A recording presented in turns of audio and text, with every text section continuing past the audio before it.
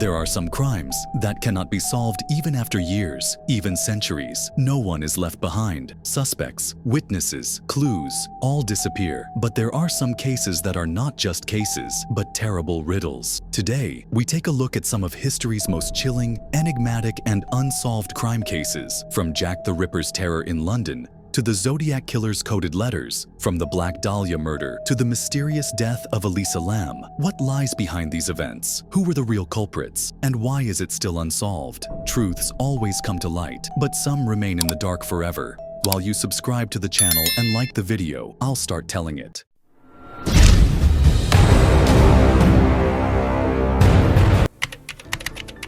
London, 1888. Whitechapel streets lost in the fog. When night falls, it takes on a completely different atmosphere. Gas. The flickering light of the lamps reflects on the old stone walls. Footsteps echoing on the sidewalks. The melody of fear was playing. These streets are plunged into darkness every night, hiding the monster. Your brother-in-law Jack. Was he a ghost? A doctor? A butcher? Or an ordinary? Was he a man? Nobody knew. But in Whitechapel, everyone alive whispered his name. A dark figure, floating like a shadow. Behind it, horrifying scenes, was leaving. Each murder was like a bloody signature, a message, and the worse, no one could stop him. Haunted streets and lost souls. The murders were plaguing the city, each one like a puzzle piece. The first, no one could make the connection at first. On April 3rd, 1888, Emma Elizabeth Smith in one of the dark alleys of Whitechapel, sexually assaulted, and the next day, he lost his life. That was just the beginning. But the real terror began in August. One morning, the lifeless body of Martha Tabram was found, riddled with holes. This was now a message. However, police said that because Tabram's throat was not slit, he couldn't fully prove his connection to his brother-in-law Jack. And yet, I still think that this brutality is the calm before the storm. It wouldn't take them long to realize. And then, that night he came.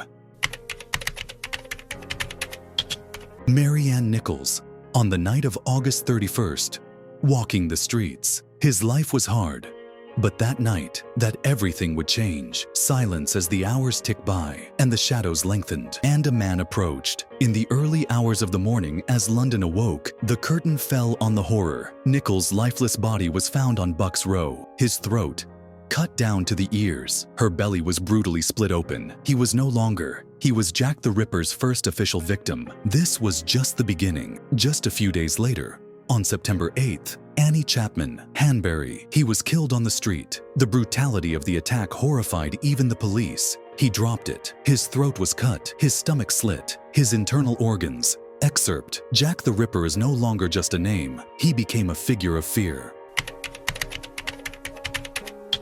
Whitechapel was no longer safe at night.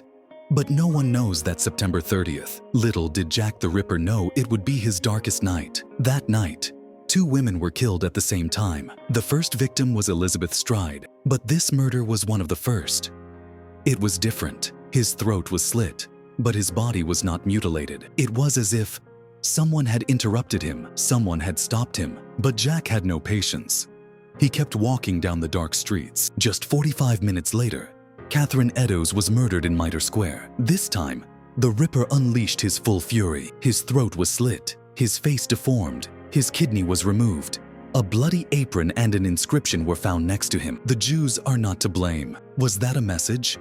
An irony? Or was the killer playing a game to hide his identity? But that night, something happened that would change the dark legacy of Corindus Jack forever. From Hell letter. On October 16th, 1888, George Lusk, leader of the Whitechapel Investigating Committee, received a letter that would make his name the stuff of legend. But this was no ordinary letter. The letter was sent with a small box. Inside was half a kidney preserved in alcohol. And this is what the letter said. I didn't send you the other half. I fried it and ate it. Enjoy. This was no longer a joke.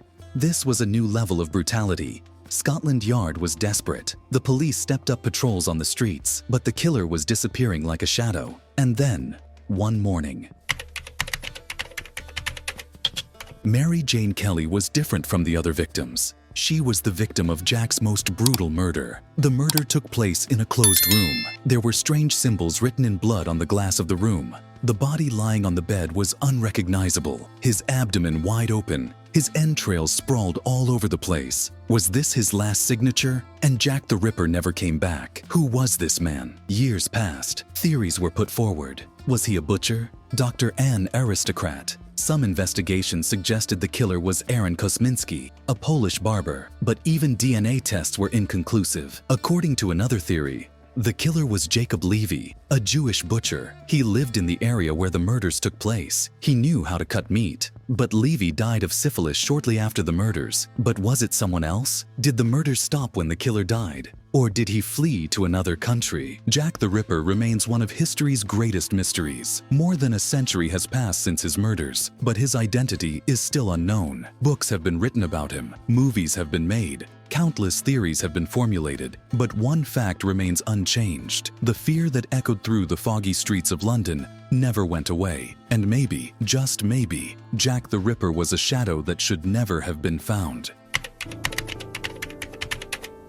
Los Angeles, January 15th, 1947. As the early morning light illuminated the quiet streets of the city, one of the empty lots of Leimert Park looked like any other day, until a mother was out for a walk with her young daughter when she came across a body cut in half on the sidewalk. At first, she thought it was a mannequin, but when she took a few steps closer, her whole body went cold. There, lying on the grass, was a corpse posed with the precision of an artist. And from that moment, the most horrifying and mysterious murder in Los Angeles began. Who was the Black Dahlia? When she died, everyone called her Black Dahlia, but her real name was Elizabeth Short, born in Boston in 1924. He had a difficult childhood, living with his mother due to the tragic loss of his father. As a teenager, she fell under the spell of Hollywood and came to Los Angeles with dreams of becoming a big star. But the city of her dreams would become her nightmare. January 9th, 1947, Elizabeth Short had returned to Los Angeles from San Diego with Robert "Red" Manley, a 25-year-old married salesman. Manley had said he was dropping her off at the Biltmore Hotel downtown,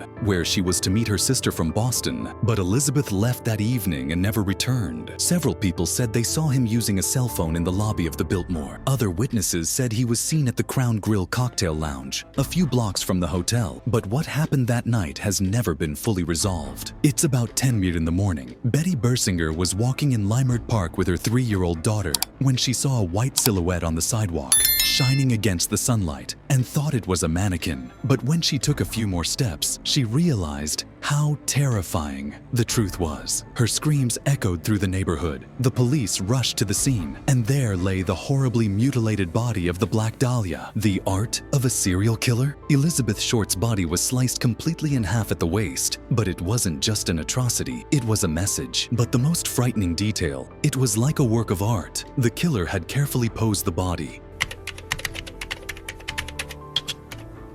750 detectives, 150 suspects, 0 results. The Los Angeles Police Department has launched one of the biggest investigations the city has ever seen. More than 750 detectives were deployed. More than 150 suspects were questioned. Abandoned buildings, storm drains, and garbage dumps were searched in Los Angeles, but nothing was found. And the police realized that the murder was definitely not the work of an amateur. The way the body was cut up, it looked like the work of a surgeon, a butcher, or an anatomist. But who was the person who killed the Black Dahlia? A few days after the murder, the Los Angeles Examiner received an unexpected phone call. The person on the other end of the phone claimed to be the killer. If you want the Black Dahlia murder solved, look carefully. I'll send a package. And on January 24th, 1947, an envelope arrived at the newspaper. Elizabeth Short's birth certificate, some personal belongings, the address book of a man named Mark Hansen. But the strangest thing was that everything had been cleaned with gasoline, so as not to leave fingerprints. The biggest suspect, Dr. George Hodel. Hundreds of people have been questioned as suspects in the Black Dahlia murder, but one of them stood out the most, Dr. George Hodel. Hodel was one of the most prestigious doctors in Los Angeles, but his past was full of dark secrets. He was a suspect in the death of his secretary, Ruth Spaulding. He had an excellent knowledge of anatomy, but what made him the biggest suspect was a conversation that was eavesdropped on by the LAPD. The cops were bugging Hodel's house, and one day they heard him say these words, They can't prove that I killed him. They can't find the evidence because I destroyed them all. But there was a problem. Police found no physical evidence of the murder. Hodel was never charged and fled to the Philippines years later. Hollywood's Black Shadow years passed. Suspects were questioned. New theories were put forward, but the murder was never solved. In Hollywood, where she came to fulfill her dreams, Elizabeth Short became a legend whose name will forever be remembered. The Black Dahlia's horrific death has inspired dozens of movies, books, and documentaries. But the most important question remains unanswered. Who killed her? A doctor? An obsessed fan? A serial killer? Maybe the murder was never supposed to be solved, because sometimes Hollywood's biggest secret is hidden in its most horrifying story.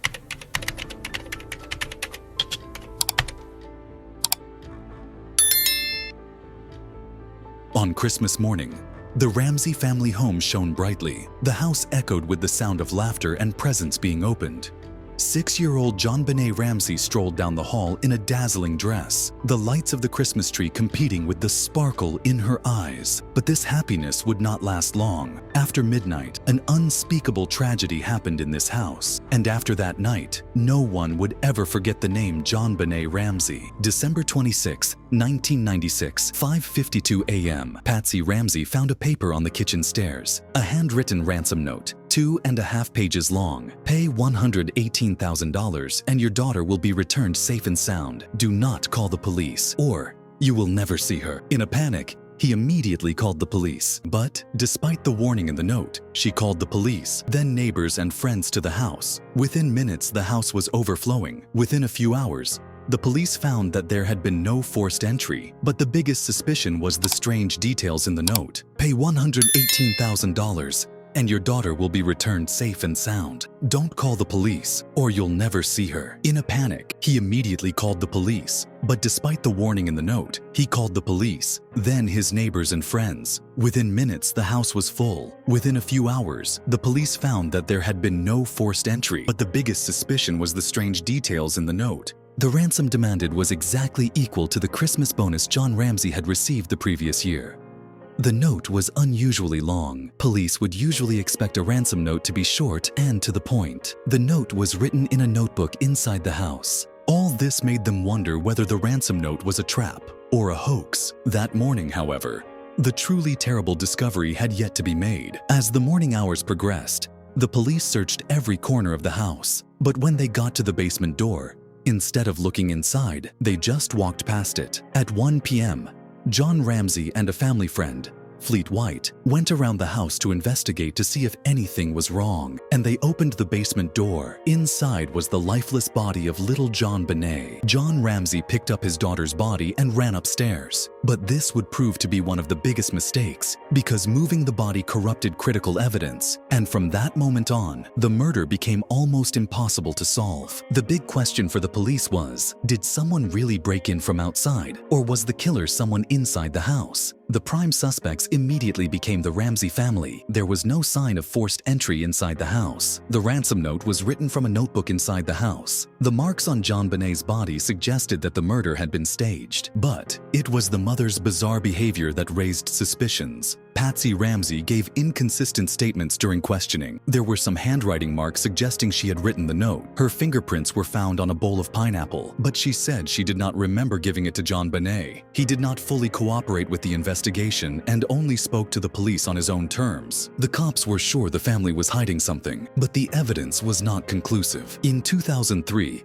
a DNA sample of an unknown male was found in JonBenét's underwear. This did not directly exonerate the family, but it reduced suspicion. However, the DNA did not match any databases. Over the years, more than 150 suspects were questioned, but no one has been formally charged. In 2006, a teacher named John Mark Carr was arrested in Thailand, and there was a shock. Carr confessed to killing JonBenét, but police found too many inconsistencies in the confession. There were no drugs in JonBenét's body, but Carr claimed to have knocked him unconscious. No physical evidence at the scene supported Carr. DNA tests showed that he was not the killer. All Carr did was attract media attention with a false confession, and the case was deadlocked again. Even today, the murder of JonBenét Ramsey remains unsolved. There are two major theories.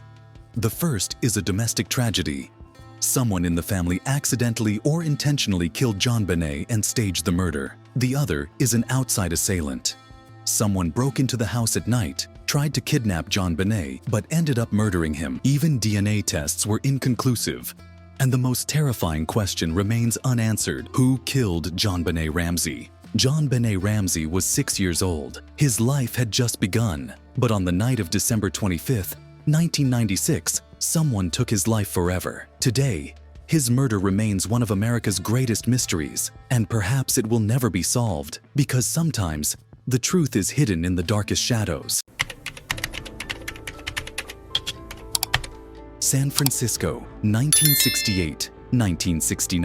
Streets shrouded in fog at night, secluded roads where young couples meet in their cars, and a game of death that those who fall into it can never escape. He called himself the Zodiac. After his murders, he sent letters to newspapers, left coded messages, and played a deadly game with the police. But no one has ever found out who he was. His name remains one of the most horrifying unsolved mysteries in American history, and perhaps somewhere, the Zodiac is still smiling. Lake Herman Road Murder, December 20th, 1968, 10:15 p.m. On the secluded roads of Benicia, 17-year-old Betty Lou Jensen and 16-year-old David Faraday parked their car on Lake Herman Road. The young lovers were having one of the happiest nights of their lives. A dark vehicle parked next to them. A man got out and approached with heavy steps. As the couple tried to get out of the car in panic, the first bullet went off. David Faraday was shot in the head and collapsed. Betty Lou Jensen tried to escape but took 5 bullets in the back. When she was found in the morning, her hands were still reaching for David. When police arrived on the scene, they found no clues, and the Zodiac's deadly game was just beginning. Blue Rock Springs. Murder July 4th, 1969, American Independence Day. That night, everyone was out celebrating Independence Day, but Darlene Ferrin and Michael Mageau were alone in their car in Blue Rock Springs Park. First, a car pulled up and turned on my headlights. The man inside watched silently, then drove away. But 10 minutes later, he returned. This time, the man got out and, without speaking, began firing a pistol. Darlene Ferrin died at the scene. Michael Mageau, shot in the face, neck and shoulder, survived. But most horrifyingly, the killer phoned the police himself the next day. "I killed them. More people will die in a week." And then he hung up. The Zodiac's dance of death was accelerating. August 1st, 1969. 3 major San Francisco newspapers received anonymous letters. Each letter contained a coded message consisting of 408 symbols. Zodiac claimed that if these messages were decoded,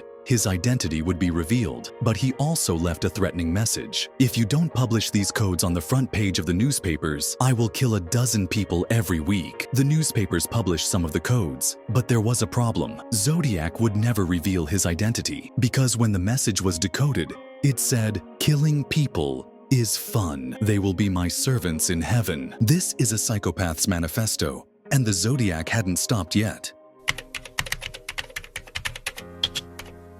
Brian Hartnell and Cecilia Shepard were having a picnic on the shore of Lake Berryessa, but a man, dressed in black, with a mask over his face and a cross symbol on his chest, approached them. He had a gun in his hand. "I escaped from a prison. I need a car and money." The couple thought he was a thief. They didn't resist. But the Zodiac was planning something different. Suddenly, he pulled out a knife and attacked the couple mercilessly. Cecilia was seriously injured with 24 stab wounds. Brian Hartnell suffered 6 stab wounds, but survived. The killer left a message on Brian's car before leaving the scene. "This is my creation, Zodiac." Then he called the police station and confessed to the murder, but still, no one had caught him. A taxi in San Francisco picks up a passenger at midnight, but a few minutes later, the driver, Paul Stein, is shot in the head and killed. This murder was Zodiac's first random killing, but here he made a mistake. 3 young boys watched the incident and called the police. The police had seen the killer a few blocks away from the scene, but let him go, because the wrong announcement from dispatch had described a black man as the suspect, but the Zodiac was white. The police looked the killer in the eye, and then he lost him. It was one of the biggest moments moments when the Zodiac escaped from the police. Who was Zodiac? Zodiac. I had turned him into an immortal figure. He kept sending letters to the newspapers. He left passwords, said he could never be caught. And he was right. Even today, his identity is unknown, but there were some suspects. Arthur Lee Allen, the best match for the Zodiac, but no DNA match. Lawrence Kane was identified by eyewitnesses, but there was no conclusive evidence. Ted Kaczynski was similar in mindset to the Zodiac, but there was no physical match. But the Zodiac Killer was never found. In 2004,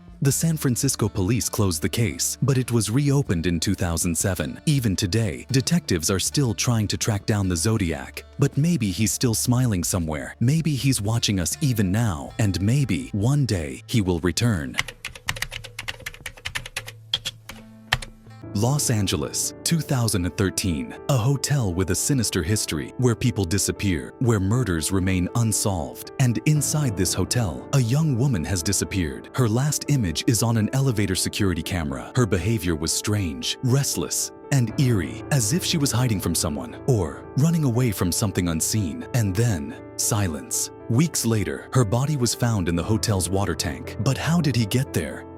That remains one of the great mysteries of modern times. This was no ordinary hotel. This was one of the darkest spots in Los Angeles. Serial killers took up residence here. Murders and suicides happened here. People who came here either died or disappeared. The Cecil was like a vortex where people disappeared. And in 2013, this hotel will once again be remembered with horror. A young woman would disappear here, and her death would shake the world. Elisa Lam, a 21-year-old Canadian student. She wanted to discover new places. She came to Los Angeles alone. She got a room at the Cecil Hotel, and she posted frequently on social media. But something was wrong. He was sending strange messages to his friends and family. He was feeling restless. He had bipolar disorder, but he had never been like this. Then, suddenly, she fell silent. On February 1st, 2013, Elisa suddenly disappeared. No one knew where she went, and the video of her last moments would rock the internet. February 15th, 2013, Los Angeles police released the last images of Elisa Lam. It was surveillance footage from an elevator, but this was no ordinary footage. Elisa was pressing the elevator buttons randomly. The doors were opening and closing strangely. Elisa kept looking out, as if she was running away from someone. She was making incomprehensible movements with her hands. And finally, he got out of the elevator and never came back. So, what happened in the elevator? There were many theories. He was being followed. He was trying to escape. He was drugged and hallucinating. He was having a psychotic break. He had an encounter with a paranormal entity. But no theory could fully explain his death. February 19th, 2013. Hotel guests reported that the water was running black and smelled bad. The maintenance man went to check the roof, and he found a horrifying sight. Elisa's naked body was in the hotel's water tank. Her clothes were floating next to her. There were no signs of physical violence or suicide, but there was one big question. How did she get in there? To get to the roof, you needed a key that only hotel staff had access to, and the lids of the water tanks were so heavy, it was almost impossible to open them alone. Even stranger, the lid of the water tank was closed. How Elisa got in and closed the door from the inside remains an unsolved riddle.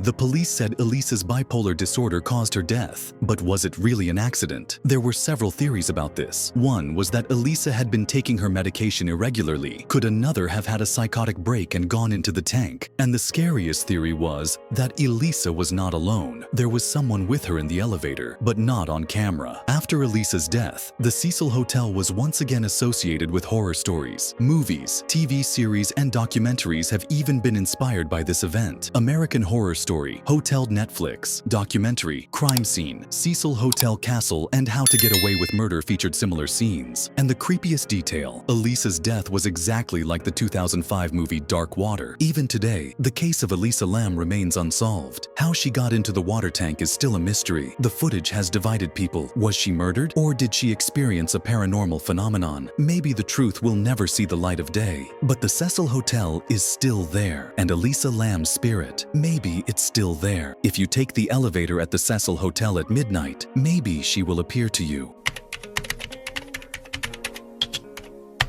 Throughout history, people have been fascinated by murders in the dark, lives lost, and secrets waiting to be solved. Some were coincidences, some were accidents, some were true crimes. But there is one fact: some cases will never be completely solved. Murder files will be forgotten on dusty shelves. Mysteries will wait to be remembered again. And some questions will never be answered. What about you? Which case do you believe is the truth behind? Leave your thoughts in the comments and be part of these dark stories. Remember, some secrets should never be revealed.